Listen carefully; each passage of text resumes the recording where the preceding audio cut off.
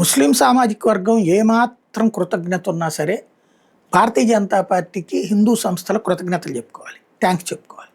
ఎందుకంటే ఇదివరకు SC ST minorities ఇలా కోటా కింద అక్కడక్కడ ఒక సీట్ ఇచ్చేవాళ్ళు, అక్కడక్కడ ఒక సీటు మాత్రమే. ముస్లింలకు ప్రత్యేకించి ఇస్తే ముస్లిం జనాభా ఎక్కువ ఉన్న ప్రాంతాలు తప్పి మిగతా చోట్ల ఇచ్చేవాళ్ళు కాదు. 30% 20% ఉన్నటువంటి చోట్ల మొదట్లో ఇచ్చేవాళ్ళు కాదు.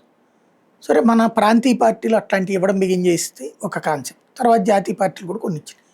కానీ ఇప్పుడు చూడండి, బీజేపీతో గొడవ తర్వాతన ముస్లింలందరూ ఇదివరకు ఏంటి ప్రాంతీయ పార్టీలకు ఓట్లేశారు, జాతీయ పార్టీలకు ఓట్లేశారు. ఇప్పుడు బెంగాల్లో చూస్తే ముస్లింలు ఎమ్మెల్యేలు ఎంతమంది అయ్యారో తెలుసా? 38 మంది గెలిచారు ముస్లింలు ఎమ్మెల్యేగా. బెంగాల్ చరిత్రలో ఎప్పుడూ లేదు. ఇందులో 32 మంది ఒక్క తృణమూల్ కాంగ్రెస్ నుండి గెలిచారు. అంటే ఆ పార్టీలో 42% మంది ఎమ్మెల్యేలు ముస్లింలు. ఈవెన్ అస్సాంలో 18 మంది ఎమ్మెల్యేలు కాంగ్రెస్ తరఫున గెలిస్తే 17 మంది ముస్లింలు. ముస్లింల ఎమ్మెల్యేల సంఖ్య విపరీతంగా పెరుగుతోంది. ముస్లిం ఎంపీల సంఖ్య కూడా రేపు పొద్దున విపరీతంగా పెరగబోతోంది. బికాజ్ ఆఫ్ హిందూ పోరాటం. హిందువులందరూ ఐక్యమయ్యి ఇప్పుడు అడుగుతున్నారు కాబట్టి ముస్లింలు ప్రత్యేకించి ముస్లింలను ఎన్నుకోవడం అన్నటువంటిది పెరిగిందన్నమాట.